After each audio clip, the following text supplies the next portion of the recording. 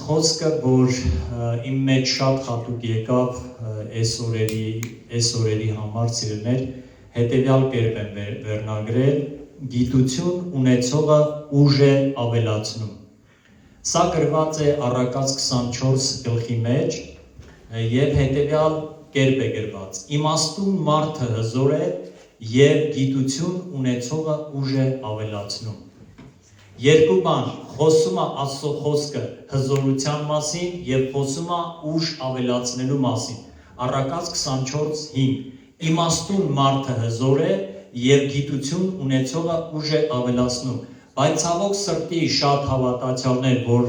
տեղյակ չեն բնագրային բառերին, որովհետեւ 5 կտակարանը հիմնականում գրվել է եբրայական լեզվով, նոր կտակարանը գրվել է հունական լեզվով եւ շատ բառեր մարդիկ չեն կարողացել օրիգինալից տեղափոխեն հայերեն եւ կամ ռուսերեն, գիտությունը հենց այդպես բառացի են հասկանում, բայց գիտենալ բառը եբրայական մտածողության մեջ դատ բառն է, որը նշանակում է փորձառական կապ եւ մտերմություն։ Եթե դուք կարդացել եք երբևիցե Ծննդոց գիրքը սիրելներ, Ծննդոց գրքի մեջ, երբ որ Ադամին ու Եվային Աստված վտարեց Եդեմի պարտեզից, դրանից հետո գրված է. եւ Ադամը գիտեցավ իր կնոջը Եվային եւ ծնվեցին Կայենը եւ հետո Աբելը եւ հետո շատ տղաներ եւ աղջիկներ։ Գիտենալ բառը եբրայերենի մեջ օգտագործվում է այդքան նուրբ եւ ինտիմ հարաբերությունների մեջ։ Գիտենալ կամ ճանաչել, ճանաչել մոտիկից, ճանաչել անձամբ, այսինքն եւ որ Առակաց գիրքը, որ գրվել է բնագիրը եբրայերենով, ասում է իմաստուն մարդը հզոր է եւ գիտություն ունեցողը ուժ է ավելացնում, սա նշանակում է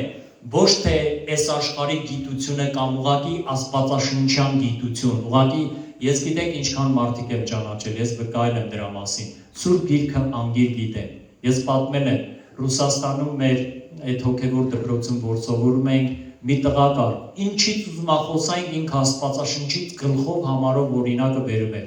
բայց իր գլուխը լիքն էր, բայց սիրտը դատարկ էր։ Բոլոր այդտեղի նույնիսկ անծանոթ մարդիկ ճանաչեցին, որ այս մարդը Սուրբ Գիրքը գիտի անգիր, բայց սրտով չի ճանաչում Սուրբ Գիրքը գրողին։ Սիրելիներ, գիտենալ բառը հենց ճանաչել բառն է։ Ես սրտով ճանաչում եմ Արարչին, թե չեմ ճանաչում։ Ես մոտիկ եմ նրան, թե մոտիկ չեմ։ Ես մտերիմ եմ, թե մտերիմ չեմ։ Այ այսպիսի ճանաչողության մասին է։ Ուրեմն իմաստության սկիզբը գիտենք։ Իմաստության սկիզբը դա Տիրոջ երկյուղը ճանաչելն է։ Իսկ ընթացքը եւ վերջը, սա ուղղակի հարց եմ տալի, որ դուք մտածեք։ Սկիզբը Տիրոջ երկյուղն է իմաստության, բայց այդ սկիզբը ունի ընթացք եւ ունի վերջավորություն։ Իսկ գիտություն ունեցող, գիտություն բառը սա ճանաչել բառն է, սա մտերմիկ ճանաչել բառն է։ Սա ոչ թե Աստծո մասին տեղեկություն ունենալն է, այլ Աստծուն անձնապես ճանաչելը եւ նրա օրենքների հետ ներդաշնակ ապրելը, սիրելիներ։ Տեսեք, սա նշանակում է, որ իրական ուժը սկսվում է այնտեղ, որտեղ մարդը հասկանում է եւ սրտով ճանաչում կյանքի հոգեվոր օրենքները։ Երբ որ մենք ոչ թե ստեղով գիտենք գլխով, այլ սրտով գիտենք հոգեվոր օրենքները, այսինքն հայտնություն ունենք, Սուրբ Հոգին լուսավորել է մեզ, մենք հասկանում ենք սրտով Աստծո օրենքները, մենք այդ ժամանակա, որ ուժեղ, ազդեցիկ եւ հզոր կլինենք։ Հիմա, եթե որևիցե մի մարդու հարցնես, ասես, կուզես դու հզոր եւ ազդեցիկ լինես, հաստատ ոչ մեկը չի ասի։ Այս ամբողջ աշխարհը, որ նայում ենք, ամբողջ աշխարհը փնտրում է ազդեցություն հզորության միջոցով։ Հիմա ինչ անում Ամերիկան Իրանի գլխին։ Հիմա ճիշտ անում, սխալ անում, ես դրա մասին չեմ խոսում։ Բոլոր պատերազմները չարիք են եւ դրանց վերջը լավ չի ավարտվում։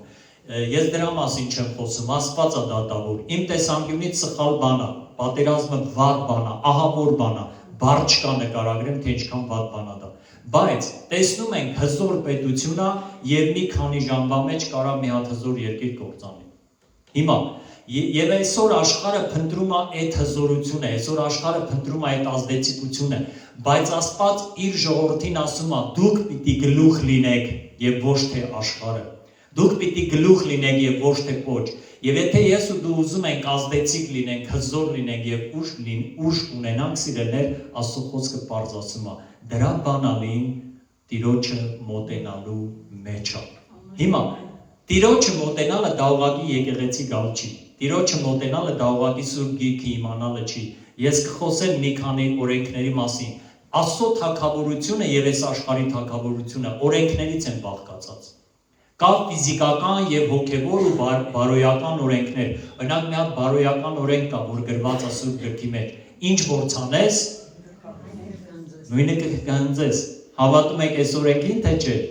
Հավատանք չհավատանք, այս օրենքը գործող օրենք է։ Գոյություն ունի ձգողականության, տիեզերքի ձգողականության օրենք։ Հավատանք թե չհավատանք, երկրագունդը եւ բոլոր մոլորակները ու աստղերը օդում կախված են։ Նրանց պահում են ավելի գերհզոր աստղեր կամ արևներ իրանց մագնիսական դաշտի միջոցով։ Հիմա հավատանք, չհավատանք, գիտենանք, չգիտենանք, տիեզերքը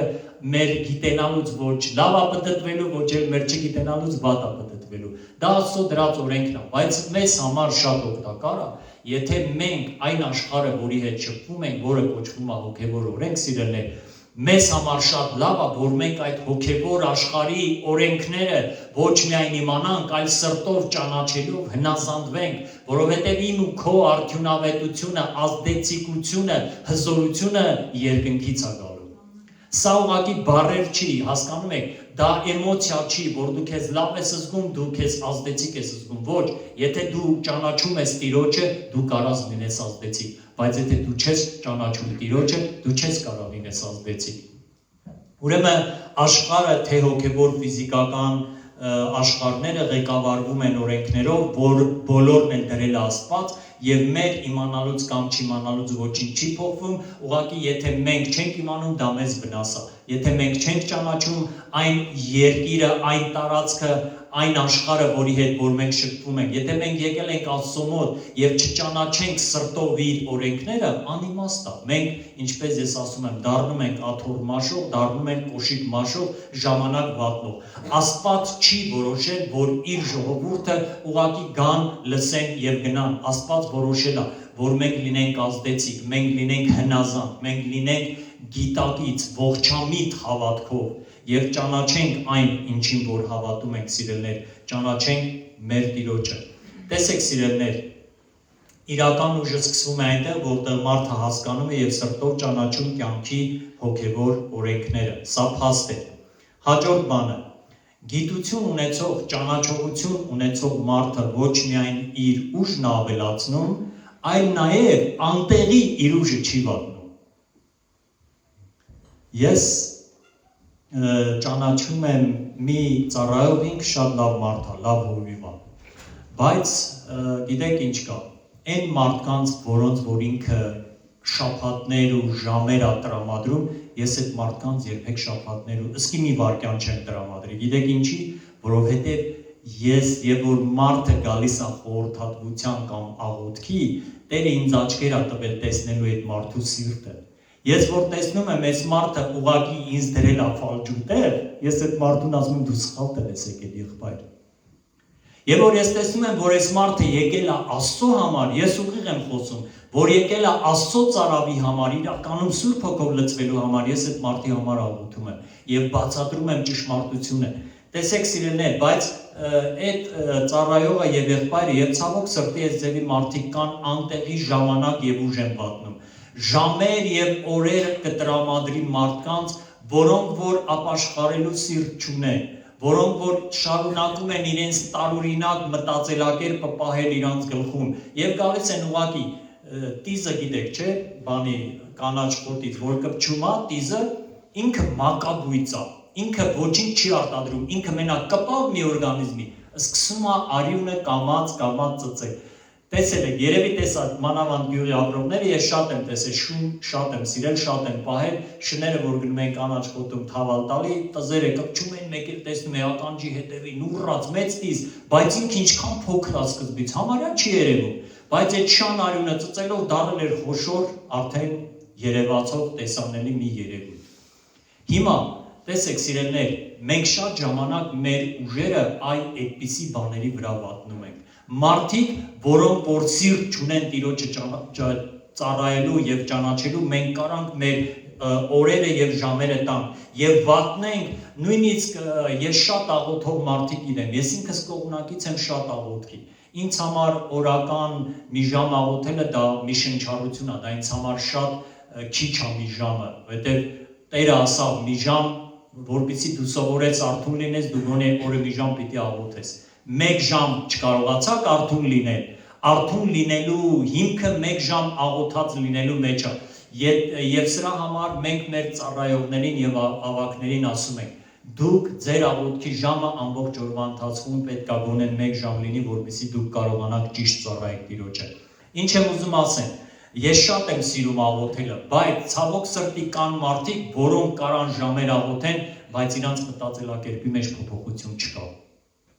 Ինչպես գիտեմ Սուրբ Գիրքը անգիր արած, բայց զրո մարդիկ, այնպես էլ գիտեմ լիքը ժամեր աղոթող մարդիկ, բայց նորից ոչ մի փոփոխություն չկա։ Այս մարդիկ շարունակում են կոպիտ, վատ, անաստված վերաբերմունքը իրանց ընտանիքների եւ իրանց շրջապատի հանդեպ։ Ինչ օգուտ իմ եկեղեցի գալը, եկեղեցի եմ գալի, որ փոխվեմ, եկեղեցի եմ գալի, որ լցվեմ, եկեղեցի եմ գալի, որ մտածելակերպս նորոգվի, որովհետեւ եկեղեցին նաեւ դպրոց է, ընտանիքա, դպրոց է, եկեղեցին նաև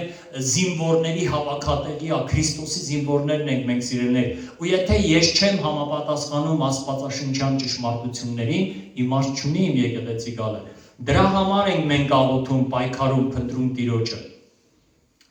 Ուրեմն, տեսեք, ես ասացի, որ ֆիզիկական եւ հոգեվոր օրենքները զուգահեռ են։ Այսինքն, եթե կա ձգողականություն տիեզերքի մեջ ֆիզիկական օրենք, կա ձգողականություն նաև հոգևոր աշխարհում, կա ձգողականության օրենք։ Դրա համար Տերը մի խոսք ունի, Մաղաքիայի մեջ է գրված. մոտեցեք ինձ եւ ես կմոտենամ ձեզ։ Աստված օրենք ա դրել։ Ինչի համար է Տերը ասում մոտեցեք ինձ։ Հակոբոս 4-րդ գլխում նույն բանն է։ Հակառակվեց, հնազանդվեցեք Աստծուն, հակառակ կացեք սատանային։ Մոտեցեք Աստծուն եւ նա կմոտենա ձեզ։ Մոտեցեք ինձ, այսինքն մեր մոտենալու չափից կախված է Աստծո մոտենալը։ Ինչի համար է Աստված այս օրենքը դրել, որպեսզի մեր սիրտը միշտ ջերմաչափ ունենա։ Մեր աղոթքի կյանքը սիրելներ, մեր ջերմաչափն է, ես ինչքան եմ սիրում Աստծուն։ Հասկանում եք։ Քո աղոթքի, բայց ես ասում եմ արդյունավետ աղոթքի մասին։ Ես շատ եմ ասում, որ ինչքան մարդիկ գիտեմ ցավոք սրտի, որ առավոտ ծնկի են գալի, բարելույս Հիսուսը ասում, իրանց հոգսերի մասին պատմում, ու վсё, հետ է իրանց, ամբողջ կյանքի ընթացքում հետ է իրանց աղոթքը։ Իրիկումն էլ քնելից առաջ ասում են, որ Տեր Աստված, որ գաս ինձ չմոռանաս։ Սրանք աղոթքներ չեն, եթե ասենք մարդը նոր ապաշխարել նորմալ է, բայց եթե տարիներ շարունակ այս անձնավորությունը, այս նույն աղոթքներն անում, սա արդեն նորմալ չի սիրելիներ։ Ուրեմն հոգևոր աշխարհում նույնպես կա ձգողականություն եւ այդ ձգողական ուժը Սուրբ Հոգին է։ Դա եկեղեցին չի, դա քարոզիչ չի, դա հովիվը չի, դա Սուրբ Հոգին է։ Եվ եթե ես լցված եմ Սուրբ Հոգով եւ դու էլ ես լցված Սուրբ Հոգով, մեր ներսը իրար կձգի։ Գիտեք ինչ կա։ Ներքին բժշկության դպրոցում այս ձևի մի հատ արտահայտություն ունենք։ Նմանը նմանին գտնում է։ Գիտեք ինչն է պատճառը, որ բոլոր բամբասկոտները շփվում են միայն բամբասկոտների հետ։ Բոլոր հարբեցողները, լավ մի հատ հարբեցող գտեք, որ ինքը ունենա մի հատ լուրջ ընկեր, որ ընդհանրապես խմելու սեր չունի, չեք գտնի։ Պարտադիր հարբեցողների ընկերները հարբեցողներ են, սիրում են խմելը։ Պարտադիր հայհոյողների, քիֆիր տվողների ընկերները քիֆիր տվողներ են։ Նորմալ մարդը քիֆիր տվողի հետ չի շփվում։ Պարտադիր բիզնեսմենների ընկերները պարտադիր 90%-ը բիզնեսմեններ են։ Մենք եկեղեցում անգամ ես սա շատ եմ նկատել, նմանը նմանին գտնում է։ Հենց մեծ եկեղեցական ժողովներ են ունենում, հովիվները սկսում են հովիվներին մոտենալ, դասատուները սկսում են դասատուներին մոտենալ, կարգուկանոնի մեդիայի ծառայողները մոտենում են մեդիայի ծառայողներին, նմանը նմանին գտնում է սիրելիներ։ Եվ տեսեք, սա նույնպես հոգևոր օրենք է եւ սրանք զուգահեռներ են աշխարհի մեջ, նմանը նմանին գտնում է աշխարհում էլ, եւ եթե դու հայտնաբերում ես, որ վատ կողմեր ունես, դու պիտի ապաշխարես եւ սկսես շփվել լավ մարդկանց հետ։ Մենք պիտի սովորենք մեր շրջապատը փոխել սիրելիներ։ Եթե դու ուզում ես Աստծուն ճանաչես, դու պիտի շփվես պարտադիր քեզանից ավելի բարձր մակարդակի Աստծուն ճանաչող մարդի հետ, Որովհետև եթե չշփվեցի, դու կմնաս այդ մակարդակի մեջ։ Մենք պիտի շփվենք, առաջ գնանք, սիրելիներ։ Հիմա տեսեք, ես ուզում եմ մի կարևոր օրենքի մասին խոսամ, եւ ես չեմ շեղվում, գիտություն ունեցողը ուժ է ավելացնում, ճանաչողություն ունեցողը ուժ է ավելացնում։ Ցանկի եւ հունձքի մասին օրենքն եմ ուզում բերեմ, որ գրված է Մատթեոս ավետարանի 13 գլխի մեջ։ Հիմա նրանք, որ հողագործության հետ գործ են ունեցել, մանավանդ մեր գյուղի ժողովուրդը, ցանկի համար ինչ 3 կարևոր ատրիբուտներ կան, 3 կարևոր գործոններ կան, որ ցանկի համար մեզ պետք է։ Խնդրեմ գյուղի եղբայրներ քույրեր, ասեք տեղից։ Լավ սեր, չէ՞, եթե լավ սեր չունենաս, չես կարող անել։ Հետո լավ հող,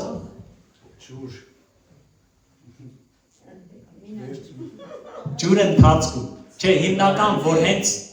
մենք գնում ենք ցանելու լավ սերմապետ եւ լավ հող, բայց մի բան էլ կա, մի կարևոր օրենք էլ կա։ Լույս։ Հողի չերություն։ Սեզոն։ Ճիշտ սեզոն։ Կարտոշկեն դուք ցանում եք մայիսին թե ապրիլին։ Մենք մարտ-ապրիլին ենք ցանում մեր ռայոնում։ Վերջը, կարտոշկի ցանքի սեզոնը ապրիլ ամիսն է։ Եթե դուք ցանեք հուլիսին, դուք վերջ եք ստանա։ Ձեզ կասեն էս հիմար այս մարդը։ Ճիշտ եմ ասում։ Այսինքն դու կարաս լավ սերմ ունենաս, դու կարաս լավ հող ունենաս, բայց սեզոնը ճիշտ չլինի։ Հասկանում եք։ Երեքն էլ կարևոր է՝ ճիշտ սեզոն, լավ սերմ եւ լավ հող։ Եվ Աստվածաշունչը սրա մասին խոսում է, սիրելիներ, Մատթեոս 13 գլխի մեջ,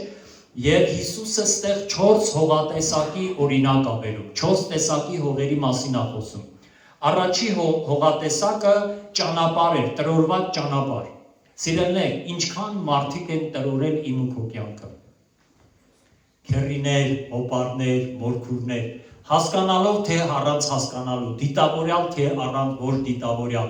ինչքան նույնիսկ հավատացյալներ կարան տրորեն մեր կյանքը։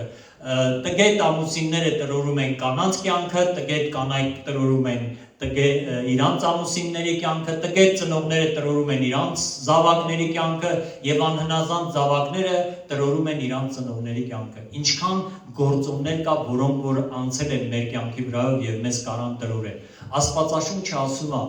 այդ տրորված տեղերը, որպեսզի դառնա վարած լավ հող, դու պիտի սովորես ներել։ Սա օրենք է։ Եթե դու չներես այդ տրորված տեղը, երբեք սերմը չի ընդունի։ Պատճառը, որ տարիներ շարունակ մարդիկ գալիս են եկեղեցի եւ իրանց կյանքում ոչինչ չի փոխվում, պատճառը նա է, որ իրանց կյանքի տրորված այդ տեղի համար ներում չեն արձակում։ Եվ անընդհատ սերմը ցանվում է, սատանան գողանում է։ Սերմը ցանվում է, հենց դուրս են գալի, տենց է գրված է, ասում է, սերմը ցանվեց, միտք չառան, չհասկացան ինչ էր դա եւ դուրս եկան ու անմիջապես սատանան գողացավ այդ ցանված սերմերը։ Ուրեմն մեր տրորված տեղերը, սա օրենք է, գիտություն ունեցողը ուժ է ավելացնում, ճանաչողությունը։ Հաջորդ հողատեսակը, էլի հող էր, սերմը ցանվեց, բայց քար կար։ Հիշում եք այդ որ տեսակներ։ Քարքարոտ տեղ էր այդ տեղը։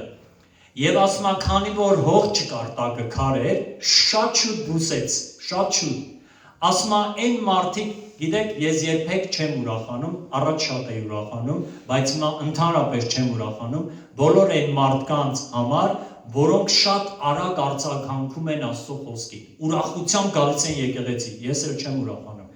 որովհետև քար կար տակը, ասում է, ուրախությամբ ընդունեց, բայց հետո արմատ չգցելու պատճառով արևը զարկեց եւ շուտ հեռացավ։ Որն է այս մարդը, որ տեսակն է այս մարդը, որը որ մտածում է, որ Քրիստոսին գալով ինքը կդառնա մեծահարուստ, որովհետև իրան սխալ են քարոզել։ Քրիստոսին գալով ինքը կատարյալ բժշկություն կունենա։ Այո, մենք հավատում ենք Աստված կարա մարդուն օրհնի, բարգավաճ դարձնի։ Մենք հավատում ենք Քրիստոսի վերքերը մեր հիվանդությունների համար, բայց մենք մարդկան չենք քարոզում այդ սխալ բաները։ Մենք սխալ քարոզ չենք տալիս, սրանք սխալ բաներ չեն։ Մենք քարոզում ենք մարդկանց, որ հավիտենական կյանքը Հիսուս Քրիստոսի միջոցով է։ Եթե ուզում եք հավիտենական կյանք, ապա պիտի ճանաչեք Տիրոջը։ Չեմ էլ ասում, որ եկեղեցի գալ։ Եկեղեցի գալը Սուրբ Հոգին է բերողը։ Ես վաղուց դա էլ չեմ ասում, սիրելիներ։ Ուրեմն քարքարոտ տեղը մարդը կարա շուտ արձագանքի, բայց տակը քար է։ Եվ նորից տեսնում ենք տրորված ճանապարհ, քարացած սիրտ։ Տարբեր այս աշխարհի գործոնների պատճառով մեր սիրտը քարանում է, սիրելիներ։ Մարդկանց արհամարանքը, վիրավորանքը, սխալ խոսքերը, նախանձությունը, եւ որ տեսնում ենք այս աշխարհի չարությունը, ցավոք սրտի, նույնիսկ շատ հավատացյալների համար գրված է, գնալով Աստծո սերը կպաղի։ Ինչ է նշանակում Աստծո սերը կպաղի։ Սա նշանակում է մարդու սիրտը քարանում է։ Մարդու սիրտը թեկուզ եւ ինքը շարունակում է գալ եկեղեցի, մասնակցել եկեղեցական միջոցառումներին, բայց իր սիրտը քար է, որովհետեւ սերը պաղել է, այլ սեր չկա։ Աստծո հանդեպ ծարավը, փափագը կորել է, առաջի սերը կորցրել է, եւ սա քարքարոտ տեղն է, որ շուտ բուսավ, բայց փորձության պատճառով կորավ։ Եվ մարդիկ մտածելով, որ գան Քրիստոսին իրանց հետ ամեն ինչ լավ է լինելու, ասեմ ձեզ սիրելիներ, Հիսուսը չասավ, որ ամեն ինչ լավ է լինելու։ Հիսուսն ասավ, վատ իրավիճակների մեջ ես ձեզ ելք կտամ, եթե դուք աղոթքի մեջ արթուն լինեք։ Աշակերտներին ասավ, աղոթեցեք եւ արթուն եղեք, որ չմտնեք փորձության մեջ։ Հիսուսը չասավ, որ փորձությունը չի գալու։ Հիսուսն ասավ, փորձությունը կգա, բայց եթե դուք աղոթքի մեջ արթուն լինեք, դուք կանցնեք փորձության կողքով, կամ կճեղքեք եւ դուրս կգաք փորձության միջով, սիրելիներ։ Հաջորդ բանը փշերի մեջ նորից հող էր, բայց լիքը փուշ կար այս հողի մեջ։ Ո՞վ է հիշում, ինչի հետ է համեմատում Տերը փշերը, ով է հիշում, տեղից ձեր բարձրացրեք ասեք։ Աշխարհի հոգսերը, փաստորեն աշխարհի հոգսերը մեր սրտում կարան փշեր լինեն, էլ ինչ, էլի մտքեր կա, որ 3 ավետարաններում գրված է Սերնացանի առակի մասին, ամեն ավետարան մի յուրահատուկ կերպով է, աշխարհի հոգսերը, հարստության ցանկությունը։ Հիմա մի հատ ինքդ քեզ հարց տու, ես հարստանալու փափագ ունեմ, թե չէ, անկեղծ, չփախչես, դա վատ բան չի։ Մենք բոլորս կուզենանք հարուստ լինենք, թե մենակ ես եմ ուզում հարուստ լինել։ Մի նայեք, սիրելիներ, հարուստ լինելը վատ բան չի, բայց հարստության հանդեպ մոլուցքը վտանգավոր է։ Աստվածաշունչն ասում է, որ աչք ես տնկում մի բանի, որ իրան արծվի թևեր ասարկում եւ սլանում է վեր, եւ հետո կործանում է, առակած գրքում է գրված, սիրելիներ։ Նրանք, որ ասում է հարստանալու մոլուցքի հետևից գնացին, նրանք իրանք շատ ցավերով խոցեցին եւ կործանեցին։ Ես հավատում եմ, որ Աստված կարա մարդին աննկարագրելի մեծ հարստություն տա ավետարանի տարածման համար եւ իր բարգավաճման համար, որտեղ այս մարդը գներ ավճարել եւ Աստված օրհնում է։ Մարդը արդար քրտինքով վաստակում է եւ Աստված օրհնում է։ Վտանգավորը հարստանալու մոլուցքը եւ փափագն է։ Եվ որ Աստծո խոսքը արդեն մի կողմ է եւ մենք միայն այդ ներքին վտանգավոր ձգտման վրա ենք։ Ուրեմն հարուստ լինելը մեղ չի, հարստության մոլուցքն է մեղ։ Ինչ կար, 3 տեսակ փուշ կար։ Աշխարհի հոգսեր, հարստության մոլուցք, խաբեություն եւ զբաղմունքների շատություն։ Մի հատ 10 ռուբլի ջան։ Զբաղմունքների շատություն։ Օրվա մեջ քանի անգամ եք ձեզ բռնացնում, որ անջատված սենց ուղակի թերթում եք։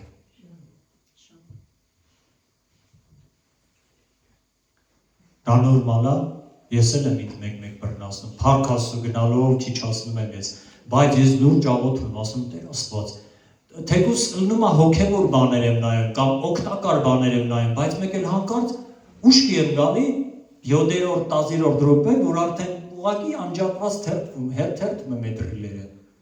Զբաղմունքների շատություն, հեռախոսը այսօր աննկարագրելի շատ ժամանակ է խլում Աստծո զավակներից, աշխարհից էլ չեմ ասում։ Հեռուստացույցը այսօր ավելի ահավոր ժամանակ է խլում եւ ուրիշ տեսակի հաճելի զբաղմունքներ, որոնք որ Աստված չի ասում հաճույքն ստանա, Աստված չի ասում հեռախոս մի ունենա, մենք կրոնախեղճ չենք, ոչ է կրոնավոր ենք։ Մենք պիտի ունենանք հեռախոս եւ մեր գործի համար, ծառայության համար մենք պիտի օրհնված լինենք, սիրելիներ, բայց Աստված ասում է զբաղմունքների շատությանը զգույշ եղի։ Հիմա հոգսեր։ Փաստորեն հոգսերը փշեր են Աստծո խոսքի մեջ։ Կա մարդ հավատացյալներ, ես այդպես մարդ չեմ ճանաչում, որ հոգս չունենա։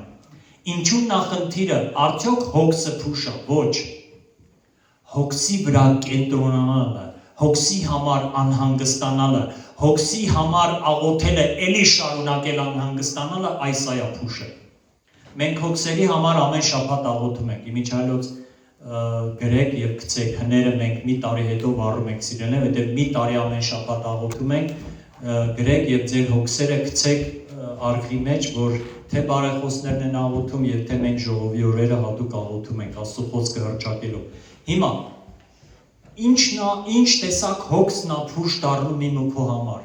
Երբ որ ես չափից ավել կենտրոնացած եմ խնդրի վրա, երբ որ ես վախեցած եմ, երբ որ ես անընդհատ անհանգիստ եմ, աղոթում ես, բայց այդ հոգսը չես կարողանում հանձնել Տիրոջը։ Ուրեմն պիտի շարունակես աղոթել։ Ուրեմն մի բան կա, մի արմատ կա, որը քեզ պահում է այդ գերության մեջ սիրելիներ։ Տերը ինչ ասում, 1 Պետրոս 5:7, ձեր ամեն հոգսը հանձնեցեք Տիրոջը, որովհետև ինքը խնամում է ձեզ։ Կարին եք հյուրիկը կարդաց երկնքի թռչունների մասին։ Ճիշտ է, այդտեղ ինքը չկարդաց, բայց դրանից հետո գալիս է, եթե Աստծո թագավորության վրա են կենտրոնացած, մնացած բաները մեզ տրվում է սիրելիներ։ Ուրեմն փշերի մեջ ցանում են բոլոր այն մարդիկ եւ օգուտ չունեն բոլոր այն հավատացյալները, ովքեր գալիս են եկեղեցի, բայց անընդհատ իրանց սիրտը լիքը հոգս է, վախեր է եւ անհանգստություններ է։ Դա նորմալ վիճակ չի։ Ես Ովսեից եւ Եսայի մարգարեությունից այս գիտության, ճանաչողության պակասի հետ կապված երկու համար եմ ուզում կարդամ։ Առաջինը Ովսեի 4:6-ի մեջ է գրված. Իմ ժողովուրդը կործանվեց գիտության պակասից։ Ինչ եղավ? Կործանվեց։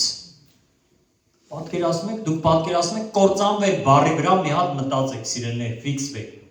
Իմ ժողովուրդը կործանվեց գիտության պակասից։ Եվ այս նույն բառն է գրված, ոչ թե գիտություն, այլ ճանաչողության պակասից։ Այսինքն, եթե ես չեմ ճանաչում երկնավոր Հորը եւ նրա դրած օրենքները, ես կարամ ունենամ հոգեվոր եւ ֆիզիկական կործանում։ Եսայի մարգարեն 5:13 Դրա համար իմ ժողովուրդը գերի պիտի գնա իր անգիտության պատճառով կամ ինչ չճանաչելու պատճառով։ Ստեղ տեսնում են գերություն բառը։ Մարդը գերի անկնում։ Գերի անկնում տագնապներին, վախերին, գերի անկնում ստերին, գերի անկնում կեղծավորությանը, գերի անկնում տարբեր տեսակի աշխարհային մոլուցքներին, սիրելիներ։ Եթե մենք Տիրոջը ճանաչում ենք, Աստվածը սկսում է այդ ճանաչողության միջոցով մեզ ազատագրում բերել, բայց եթե մենք չենք ճանաչում, մենք ունենում ենք կործանում եւ գերություն։ Եվ երկու բաներն էլ տեսնում ենք Իսրայելի պատմության ընթացքում, թե դատավորների գրքի մեջ եւ թե թագավորած գրքերի մեջ մենք տեսնում ենք այս պատմությունը։ Մարդիկ Տիրոջը չմոտենալու, Տիրոջը արժանի պատիվը չտալու պատճառով գերին կան։ Մի մեծ ազգ, ահռելի ազգ 70 տարի գերության ճանապարհների մեջ էր, տառապանքի մեջ էր, սիրելիներ։ Եվ պատճառը որն է, որ Տիրոջը չճանաչեցին, Տիրոջը սրտով չդարձան, նրանք գնում էին ամեն զոհաբերության, ամեն զատկի տոնի, նրանք գնում էին բոլոր տեսակի պաշտամունքներին, բայց իրանց անձնական կյանքում աստվածապաշտություն չկար։ Եվ այն սերմը, որ արմատ չձգեց, արմատը երկու դեր է խաղում բույսի կյանքում։ Առաջինը բույսին պահում է հողի վրա կպած, երկրորդը հողից ծնունդը վերցնում է եւ փոխանցում բույսին, ծնունդը եւ ջուրը։ Չէ՞ սիրելիներ։ Հիմա որն է մեր արմատը աստվածապաշտության մեջ, մեր անձնական աղոթքի կյանքը, մեր անձնական սուրբ գիրքը ուսումնասիրելը։ Դրա համար է, որ ես միշտ հայտարարում եմ եւ ասում եմ, ժողով, թեկուզ եւ on-line աստվածաշնչյան դպրոց սովորեք, կրթվեք։ Մենք ունենք գրադարան, ունենք գրադարանի ծառայություն, Տերը օգնի մեր Ռաֆոին, շատ լավ է ծառայությունը տանում է։ Անպայման գիրք կարդացեք, լավ գրքեր, որակյալ գրքեր, մենք շատ ունենք, կարդացեք, որպեսզի կրթվեք, որպեսզի ճանաչողություն ձեռք բերեք, սիրելիներ։ Եվ եթե մենք ճանաչում ենք հոգևոր աշխարհի օրենքները, մենք մեր ուժը ոչ թե վատնում ենք պատերը ջարդելու դեմ, այլ գտնում ենք դռներ, որպեսզի մտնենք այդ պատերի ներսից։ Պարիսպները գիտեք, չէ՞։ Հին ժամանակներում բոլոր հիմնական գլխավոր քաղաքները շրջապատված են պարիսպներով։ Եվ մարդիկ չէին կարող մտնել, եթե դուռը չգտնեին։ Դուրն են գտնելուց հետո պիտի դուրը բացող լինել,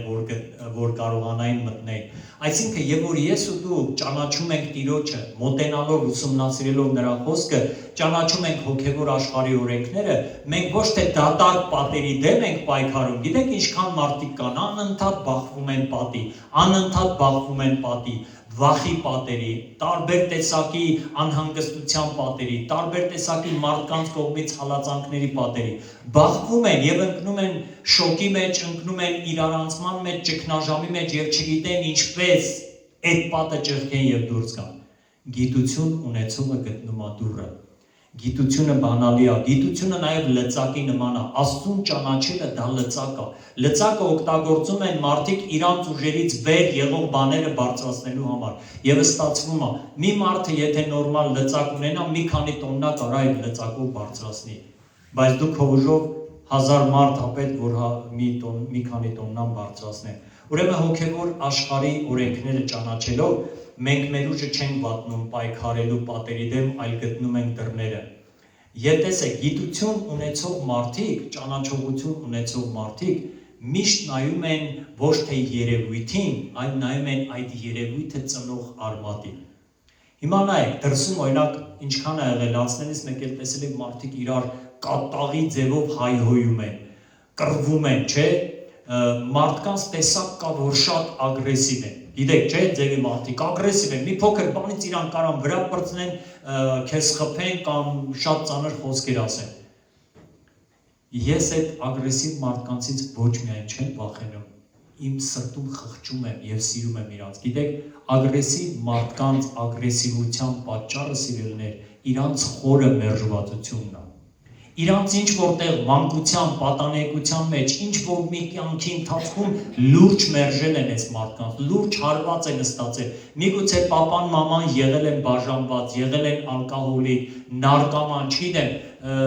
ինչ որ բաներ ա տեղի ունեցել, որ այս մարդկանց մեջ այդ մերժվածությունը խորացել է, եւ խորը մերժված մարդիկ կամ խեղճ են շատ, կամ էլ շատ ագրեսիվ են։ Տեսեք, եւ որ դու ճանաչողություն ունես սրտի, եւ որ դու ճանաչում ես Տիրոջը եւ ունես այդ գիտությունը, դու ագրեսիվ մարդկանցից ոչ թե փախչում ես եւ վախենում, դու սկսում ես աղոթել եւ փորձում ես այդ մարդկանց ծառայել, որպեսզի իրանք ազատագրվեն արմատից։ Երևույթը կարա ուրիշ լինի եւ արմատը ընդհանրապես ուրիշ լինի։ Ես պատմել եմ ձեզ 90 տարեկան մի տատի բերեցին իմ մոտ, Ալավերդի ենք այդ ժամանակ։ Տատիկի ճնշումը ահավոր տատանվում էր, որ բերին իմ մոտ աղոթելու, որ ճնշումը նորմալանա, անկեղծ ես սա քանի անգամ խոստովանել եմ Տիրոջ առաջ, ասի թե ասում դու 90 տարեկան իմ ճնշումն է տատանվում, ինչ մնաց 90 տարեկանի ճնշումը չտատանվի, թող մեծերը ինձանից չնեղանան իհարկե, ես այդ ձեր մտածեցի այդ պահին, բայց քանի որ բերել էին Տիրոջ մոտ, Տիրոջ ծառայի մոտ, ես սրտան ձեռներս դրի այդ կնոջ վրա եւ սկսեցի աղոթել ու օրհնել։ Հանկարծ աղոթքի ժամանակ ես մի շատ ծանր զգացողություն ունեցա, ահավոր ծանր։ Եվ զգացողությունը հետեւյալն էր. շատ տանջող մի կարոտ, այս տատիկի սրտի մեջ տանջող մի կարոտ, ահավոր տանջող կարոտ էր։ Այնքան տանջող էր, որ իմ շունչը կտրվում էր այդ կնոջ հոգու մեջ եղող այդ կարոտախտից։ Եվ ես զգացի, որ այդ տանջող կարոտը կապ ունի իր 3 տարեկան ժամանակ տարիքի հետ։ Ես անմիջապես աղոթքս դադարեցի եւ ասի տատի մի հարց եմ ուզում քեզ տամ։ 3 տարեկանում քեզ հետ ինչ ա կատարվել, որ ես ինչ տեսակ կարոտի ցավ կա քո մեջ, որ չասի 3 տարեկանում կարոտի ցավ, տատը հուզվածը սկսեց այնով որ բերել եմ նայել, սկսեց ինձ ընկրնկալը։ Ես սպասեցի մինչև տատը լացեց բրծավ ու պատմեց մի հնդկական կինո տատը։ Իսկական հնդկական կինո, ովքեր որ հնդկական կինոյի սիրահարեն, այս պատմությունը ձեզ հաստատ բան կանե, կհրապուրի։ Տատը ասավ պատերազմ էր, բալաջան։ Պապաս գնաց կռիվ, մամաս սիրուն կնիկ էր։ Ու ասում է, որ պատերազմից 3 ամիս հետո թուղթը բերին, որ էլ քո պապան չկա, դե ինքը 3 տարեկան ասում է, ես ինչ էի, հա ես հասկացա, որ պապան չկա, բայց խի չկա, ոնց չկա, այդ չհասկացա։ Ասում է, մի 2 ամիս հետո, քանի որ սիրուն կնիկ էր, Բերևի գյուղի բերևի թաղերից մի մարդ, որին պատերազմ չեն տարել, մամայի հետ ամուսնացավ ու մամային տարավ։ Ասма ժամանակ մաման գնում էր ջրի, այդ ժամանակ այդ 40-ականների բանա պատմում այդ կինը, մարդկանց տներում ջուր չի եղել, փողոցներով գնում էին, ես էլ եմ երեխա վաղտ է հիշում, 2-3 կիլոմետր գնում ենք ջուր ենք բերում ձեռով։ Ու ասма որ հերվից տենում էի, ասма գոռում էի, մամ, ուզում էի գնամ, վազեմ, գիրք նգնեմ, ասма մեծ տատը, ասма դեդի էինք ասում, այս մեծ տատը բռնում էր, ծեծելով գցում էր տուն, ասում էր էլ քու մերը չի, նա ուրիշի մերը։ Հետո ասма տեղափոխվեցին, մաման այդ իրան նոր մարդի հետ գնացին ուրիշ տեղ ու միջև հիմա ես էլ իմ մամայի մասին լուր չունեմ։ Դուք պատկերացնում եք այս կնոջ վիճակը։ 3 տարեկան, ծանր տրավմա, պապայից քիչազրկվել է, հիմա էլ մամայից զրկեցին։ Ու այս ամենը իրան այդ կարոտը իրան մեջ ահավոր ճնշման տատանում էր առաջացնում։ Ես գիտեի ձևը, ես գիտություն ունեի սիրելներ։ Ես ասի տատ, պտի ներես համ դեդուն այդ չար կնգան, պտի ներես, համ էլ մամային ներես։ Արդեն կյանքդ անցել է, էլ որ չներես ինչ պտի օգուտ անես։ Պիտի ներես, որ ներվես և Աստծո բժշկությունը գա քո վրա։ Տատը խելոք գլուխը խոնարհեց, ասավ համոզ եմ, բալա ջան, աղոթի, կներեմ։ Սիրելիներ, հոգևոր ճանաչողություն և գիտություն ունեցող մարդիկ ոչ թե նայում են ինչ որ մի երևույթի դրսևորմանը, այլ նայում են այդ դրսևորումը ծնող խորը արմատներին։ Շատ ժամանակ այնքան բան ես կարամ պատմեմ, ինձ այսօրը չի հերիքի, շատ բան կարամ պատմեմ, որ Աստված ցույց է տվել մարդկանց խորը արմատները։ Մի կին բերեցին իմ ուտանիայի մոտ, եկեղեցու 20 տարվա անդամ էր հոգով ջրով մկրտված։ Իրան մոտ ծանր տեսակի քաղցկեղ էին հայտնաբերել, դրանից 6 ամիս առաջ իր եղբայրն էր մահացել ավարիայից Ռուսաստանում, վերին թաղմանը մենք էլ ենք ներկա, հետո հանկարծակի ես կնոջ մոտ լրիվ առողջ, բայևոյ, շատ ջիր մի հատ անձնավորություն էր, եկեղեցու մեր քույրերից էր։ Ու մեկ էլ հանկարծ ծանր տեսակի քաղցկեղ, դա սեպտեմբեր ամիսն էր, որ ինքը եկավ մեր մոտ, ու բժիշկները ասել են մինչև հունվար չի ապրի։ Մենք կպանք աղոթքի, տեսեք, եւ որ ծանր լուր ես լսում, քու հավատալն էլ այդքան չի գալի, որ մի բան կփոխվի, բայց հանկարծ աղոթքի ժամանակ Աստված ինձ ցույց տվեց, որ այս կինը իր եղբոր դագաղի մոտ այս ձևի խոսք է խոսացել, ապեր ինչի մեռար, ես քու տեղը կմեռնեի։ Ես անմիջապես աղոթքը կտրեցի, ասի դու մահ ես հռչակել քու վրա, մահ ես կանչել, դու այս ձևի բան ես ասել եղբորը դագաղի մոտ, ասավ ասել է, ասի պիտի ներողություն խնդրես, մահվան ոգու առաջ դուռ ես բացել, իսկ մահվան ոգին երբ որ գալիս է քաղցկեղը, ինսուլտը իր հետ, ինֆարկտը իր հետ անպայման բերում է սիրելիներ։ Տեսեք, արմատը հայտնաբերել տվեց Սուրբ Հոգին, ինքը հրաժարվեց, հետո դրանից հետո մի ուրիշ զգացողություն, բանից դուրս է գալի այդ թաղումից հետո ինքը ուժեղ գիշերային կաշմարներ, կաշմար երազներ ա տեսնում, արդեն այն կարգի տկարացած հավատացյալ, որ կողքի գեղում մի հատ բան կար, ֆալջի բաբո կա, այդ ֆալջի բաբոին բերում են, սև թելով բոյը չափում է, տանում են, թնում են աղբոր գերեզմանի մեջ, որ յանի այդ վախեր անցկենա, ավելի էր վատացել։ Ասի այ քույրիկ ջան, դու չգիտես, այն հասկացանք, այն չգիտեի, բառեր ասիր, բա դու չգիտես, որ այդ ֆալջիների, բաբոների աղոթքները, դրանք կախարդական աղոթքներ են, դրանք վատ բան են բերում։ Դրանից էլ հրաժարվեց, մենք աղոթեցինք, եկեղեցում ծոմ հայտարարեցինք, եկեղեցին մոտավորապես մի ամիս ամեն օր աղոթում են, ինքը գնաց ստուգումների, բժիշկները հույս չեն տվել, նորից եմ ասել են մինչև նոր տարի չի ձգելու։ Վիրահատեցին, արդեն 22 տարի է այդ կինը կենդանի է, աշխուժ է, կա, ծառայում է իր ընտանիքին։